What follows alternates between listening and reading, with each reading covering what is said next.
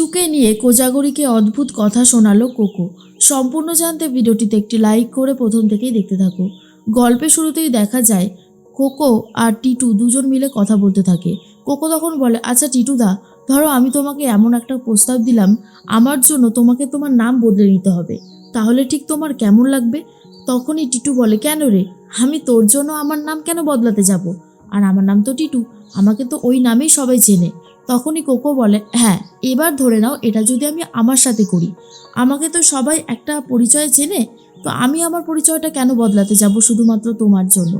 আমি সম্পূর্ণ একটা আলাদা মানুষ, আমার চিন্তা ভাবনা সব কিছুই তো আলাদা, তাহলে কেন বলো তো আমি তোমার এরকম অত্যাচার সহ্য করব?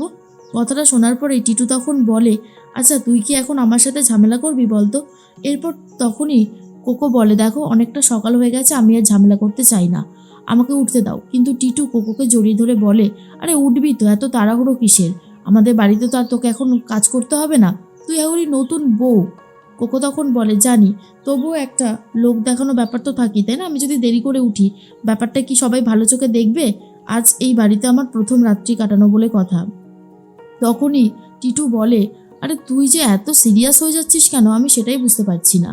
দেখ, তুই এরকম করিস না। এরপর কোকো উঠে একটু গুনগুন করতে থাকে, কীর্তন করতে থাকে। আর ঠিক তখনই টিটু বলে, ব্যাস এবার তোর কীর্তন শুরু হলো, নাকে কান্না। দেখ আমার এইসব ভালো লাগে না, তুই যে কবে সেই কথাটা বুঝতে পারবি, আমি না মাঝে মধ্যে সেটাই বুঝতে পারি না। কোকো বলে, তোমারই বা এত প্রবলেম হচ্ছে কিসের জন্য? না মানে তোমার তো প্রবলেম হওয়ার কোনো কথাই না। আর সব থেকে বড় কথা হচ্ছে যে আমি তো আমার নিজের ভালো লাগে তাই গাই, তোমার এত অসুবিধার কি আছে? টিটু তখন বলে, এবার থেকে যখন তুই কীর্তন গাইবি তখন আমাকে কোথাও চলে যেতে হবে, ওই সামনে আমার থাকা অবস্থা খারাপ হয়ে যাবে।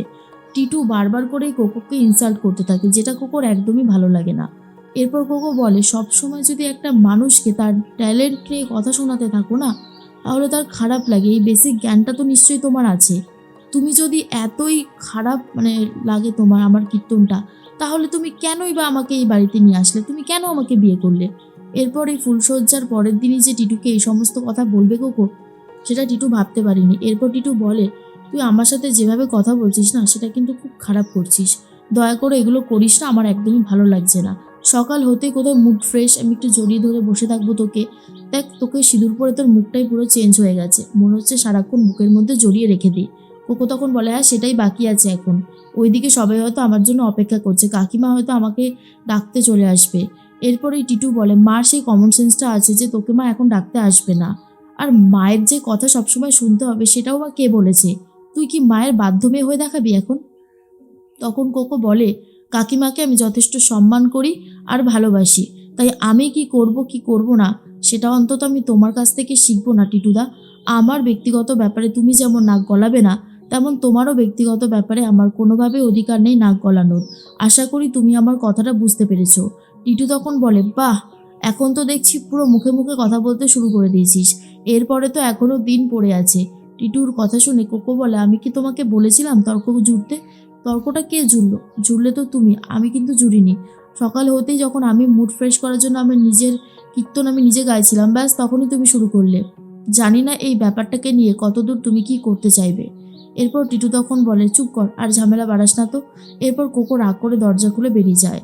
সবাই মিলে চা খেতে খেতে গল্প করে। কোজাগরী তখন বলে যে, আচ্ছা অপরাজিতা, তুমি ওইখানে কতদিন থাকবে? অপরাজিতা আজকেই চলে যাচ্ছে। অপরাজিতা বলে, দেখো কোজাগরী, এসবের তো আর কোনো ঠিক নেই, অনেক কিছুই নিয়েই কাজ রয়েছে আর কি।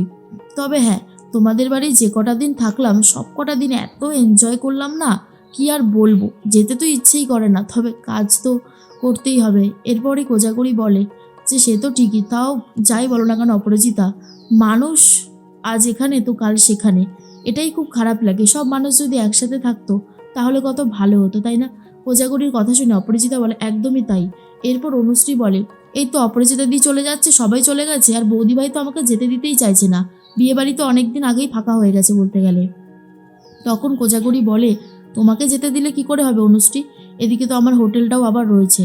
তখনই দেখা যায় অপরাজিতা বলে, বলছি কোজাগরি, ওই ছেলেটি তো এখন আর কাজ করবে না, তোমার তো বড্ড বেশি চাপ হয়ে যাবে তাই না? আর তখন কোজাগরি বলে, সে তো হবে, তবে হ্যাঁ এটা ঠিকই, ওই ছেলেটার ভরসায় কিছুটা সাহস করে এগিয়েছিলাম, এখন আর ওই ছেলেটা নেই, তবে নিজের কাজ তো নিজেকেই করতে হবে। আমি তো আর কারোর জন্য অপেক্ষা করে বসে থাকতে পারি না। কে কবে আসবে, যদি মন চায় জয়েন করবে তো করবে না, ওসব নিয়ে ভেবে আর কোনো লাভ নেই। যা হবার তা হয়ে গেছে, এখন নিজের জিনিস নিজেকেই সামলাতে হবে। এরপরেই টিটু তখন বলে, আমি তো ভেবেছিলাম এই হোটেলের ভূতটা এই কদিনে তোমার মাথা থেকে বেরিয়ে গেছে, এখনো বেরোয়নি দেখছি। কোজাগরি বলে, কেন বেরোবে? এত সহজ নাকি বেরোনো? একটা কাজ যখন করবে বলেছি, দায়িত্ব যখন নিয়েছি, তখন সেই দায়িত্ব পালন করতে আমাকে হবেই। ঠাম্মি তখন বলে, আর তোমার সংসার, সংসার কে দেখবে? কোজাগরি বলে, সংসার সংসারের মতোই চলবে, যেমনটা আগে চলেছে ঠিক তেমনটাই হবে। এরপর চলে এসেছে কোকো। কোকোকে দেখে কোজাগরি বলে, এই তো আমাদের নতুন বৌমা অবশেষে এখানে হাজির হয়ে গেছে। কোকো তখন বলে, এই যে তোতারানী, ঘুম ভাঙলো? তোতা তখন বলে, এই ভাঙলো, মায়ের জন্য তো ঘুমই হয়নি সেভাবে। কোজাগরি বলে, ওই দেখো এখন মায়ের দোষ হয়ে গেল। কোজাগরির কাছে কফি চায় তোতা। কোকো তখন বলে, এই তুমি এবার থেকে আমার কাছে কফি চাইবে, বুঝেছো? আমি তোমাকে কফি বানিয়ে দেব। অপরাজিতা বলে, বাহ, নতুন বইয়ের ডিউটি তাহলে শুরু হয়ে গেল। এরপরেই টিটু তখন বলে, ও আমি তো বলতে ভুলে গেছিলাম মা, আমাদের না সন্ধ্যেবেলায় নেমন্তন্ন আছে আমার বসের বাড়িতে, আমার আর কুকুর। কোকো তখন বলে, কই তুমি তো আগে বলনি। এরপর টিটু বলে, আরে এটা আবার বলার কি আছে রে, কেন তোর কি অসুবিধা আছে? তখনই অনুশ্রী বলে, এই তুই এখনো বিয়ের পরেও তুই তামারি করে যাবি? এটা কিন্তু শুনতে খুবই খারাপ লাগে। কোজাগরি তখন বলে, তাই তো, এগুলো শুনতে একদমই ভালো লাগে না, তুমি তোমার কথা পাল্টাও, বুঝলে তো টিটু?